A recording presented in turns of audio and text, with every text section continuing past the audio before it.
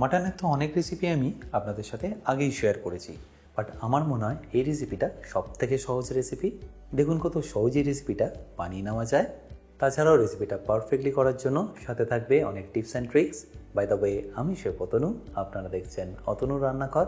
আর আজকে আমাদের recipe mutton তাওয়া মশালা বা তাওয়া মাটন মশালা।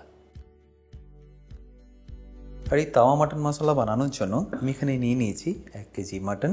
আর এখানে মাটনের পিসগুলো দেখুন আমি কীরকম মিডিয়াম সাইজের নিয়েছি। আপনারাও চেষ্টা করবেন এরকম মিডিয়াম সাইজেরই নিয়ে নেওয়ার। এবার এটাকে কুক করার জন্য ডাইরেক্টলি আমি দিয়ে দিচ্ছি প্রেশার কুকারের মধ্যে।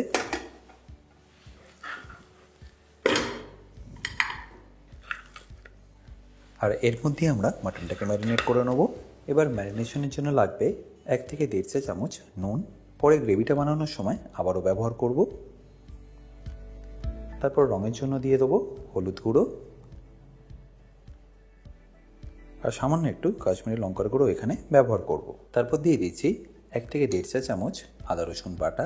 এখনও অবধি যে মশলাগুলো আমি দিলাম সেগুলো কিন্তু আমি গ্রেভিতেও ব্যবহার করব, তাই এখানে আমি একটু কমই ব্যবহার করলাম। এরপর দিয়ে দেবো চপ টমেটো।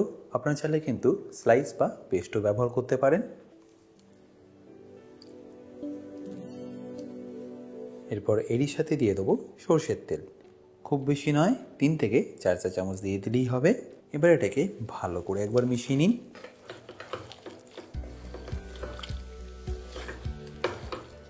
অ্যাকচুয়াল তাওয়া মাটনের রেসিপি কিন্তু একটু আলাদা, বাট আপনারা যাতে সহজে করতে পারেন সেই জন্য আমি রেসিপিটাকে একটু সিম্পলিফাই করে দিচ্ছি। আর ভালো করে মাখা হয়ে গেলে কোনো রকম জল না দিয়ে এটাকে ঢাকা দিয়ে 4টে থেকে 5টা সিটি দিয়ে নিন।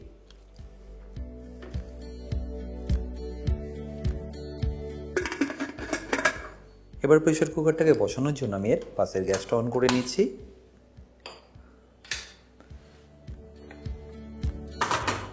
আর এই সময় কিন্তু আপনাদের ফ্লেমটা লো টু মিডিয়াম রাখতে হবে। এবার যেহেতু এটা তাওয়া মাটন মশলা, সেই জন্য আমি এখানে একটা তাওয়া নিয়ে নিচ্ছি। আপনাদের যদি এরকম তাওয়া না থাকে সেক্ষেত্রে আপনারা কিন্তু বাড়ির কড়াইও ব্যবহার করতে পারেন। বাট এর গ্রেভিটা বানানোর আগে আমি এখানে একটা তাওয়া মশলা আপনাদের বানিয়ে দেখাবো এই রেসিপির জন্য। তার জন্য লাগছে 4টে থেকে 5টা শুকনো লঙ্কা, সাথে যাবে কিছু গোটা গরম মশলা যেমন দারচিনি, কয়েকটা এলাচ আর তারই সাথে কয়েকটা লবঙ্গ। তারপর দিয়ে দিয়েছি 1.5 চা চামচ গোটা ধনে,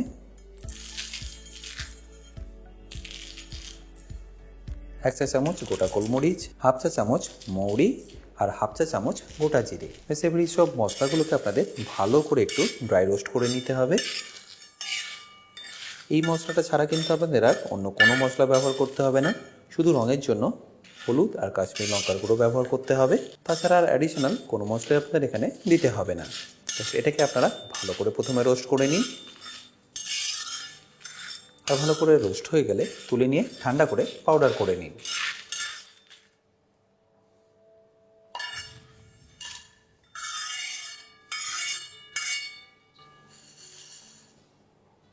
এবারে একই তাওয়ার মধ্যে দিয়ে দেবো সরষের তেল।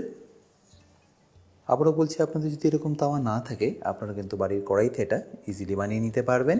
আর তেলটা একটু গরম হয়ে গেলে আমি এখানে দিয়ে দেবো পেঁয়াজ কুচি। যেহেতু এটা তাওয়া মশলা সেই জন্য আপনাদের পেঁয়াজটা কিন্তু এখানে একটু বেশি ব্যবহার করতে হবে। 1 কেজি মাটনের জন্য আপনাদের লাগবে প্রায় 300 গ্রাম মতো পেঁয়াজ। এবার ফ্লেমটাকে হাই রেখে এটাকে ভালো করে ভাজতে থাকুন। মোটামুটি পেঁয়াজটা ভাজতে আপনাদের সময় লেগে যাবে 10 থেকে 12 মিনিট। ততক্ষণে দেখবেন মাটনটাও কিন্তু পারফেক্টলি কুক হয়ে যাবে। আচ্ছা, এখানে বলে রাখি আমি কিন্তু এরকম অনেক সহজ রেসিপি শেয়ার করেছি আমার বেসিক কুকিং কোর্সে, যেটা আপনারা নিয়ে নিতে পারেন আমার নিজস্ব ওয়েবসাইট www.otonurannakar.com থেকে। আর শুধু যে রেসিপি তা নয়, সেখানে আছে অনেক টিপস অ্যান্ড ট্রিক্সও। আপনাদের যদি কোর্সটা কিনতে কোনো রকম অসুবিধা হয় আমার সাথে এই হেল্পলাইনে যোগাযোগ করতে পারেন।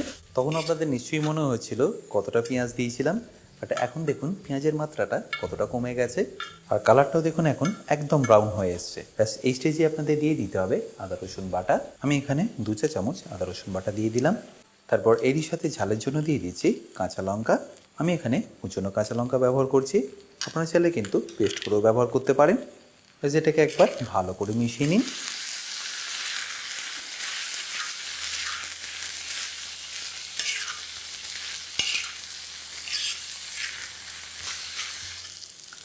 আচ্ছা, মাটনটা কিন্তু এখানে আমাদের পারফেক্টলি রেডি হয়ে গেছে।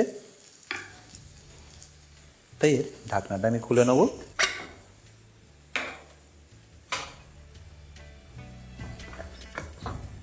দেখুন জল না দেওয়া সত্ত্বেও কতটা জল ছেড়েছে এর মধ্যে থেকে। এবার এই মাটনটাকে আমি ডাইরেক্টলি এই মশলার মধ্যে দিয়ে দেবো।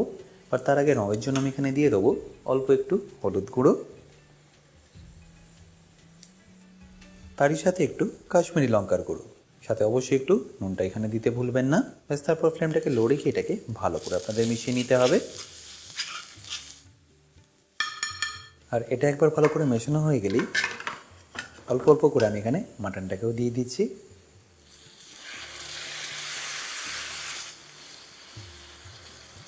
মাটনটা কিন্তু এই সময় প্রায় 80% মতো কুক হয়ে আছে। পুরো গ্রেভিটাকে এখানে আপনারা একবারে দিয়ে দেবেন না, প্রথমে পিসগুলোকে দিয়ে দিন, তারপর কষাতে কষাতে বাকি গ্রেভিটা এখানে অ্যাড করে দিতে হবে।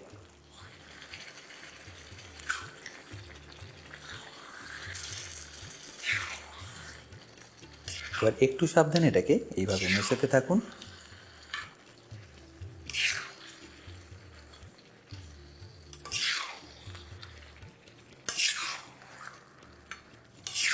আর এটা একবার ভালো করে মেশানো হয়ে গেলে যে মশলাটা আমরা বানিয়েছিলাম সেটা এখানে দিয়ে দেবো।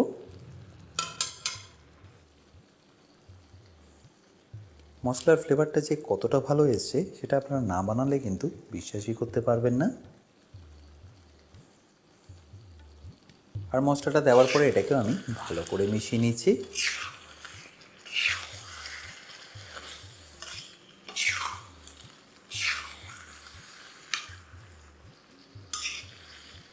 তাওয়া মশলার আসল টেস্টটা পেতে চাইলে এইভাবেই আপনাদের স্লো ফ্লেমে এটাকে ভালো করে কুক করে নিতে হবে। তাতে দেখবেন এর কালার আর ফ্লেভারটা দুটোই ভালো আসবে। এরপর যখনই দেখবেন এইভাবে একটু ড্রাই হয়ে আসছে, তখন যে এক্সট্রা ঝোলটা ছিল সেটা আপনাদের অল্প অল্প করে দিয়ে দিতে হবে।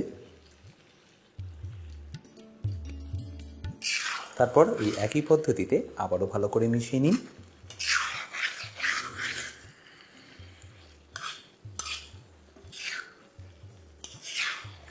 এবার যখন আস্তে আস্তে ফুটতে ফুটতে দেখুন এইভাবে রোগানটা ছেড়ে দেবে আর মটনগুলো একদম পারফেক্টলি রেডি হয়ে যাবে, তখন এটাকে ফিনিশ করুন কাঁচা লঙ্কা ধনেপাতা দিয়ে। আশা করি সম্পূর্ণ রেসিপিটা আপনাদের নিশ্চয়ই ভালো লেগেছে। আর ভালো লাগলে প্রতিবার মতো আমাকে কিন্তু কমেন্টে জানাতে ভুলবেন না। আর আপনারাই বলুন, দেখে লাগছে তো একদম দোকান বা ধাবার মতো।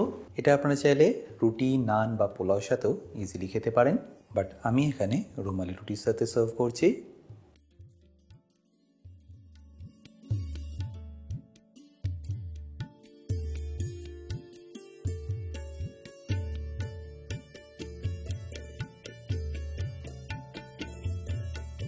বাই দ্য ওয়ে, আমি শেফ অতনু, আপনারা দেখছিলেন অতনু রান্নাঘর। দেখা হচ্ছে আপনাদের সাথে একটা নতুন রেসিপি নিয়ে নেক্সট এপিসোডে। ভালো থাকবেন, সুস্থ থাকবেন।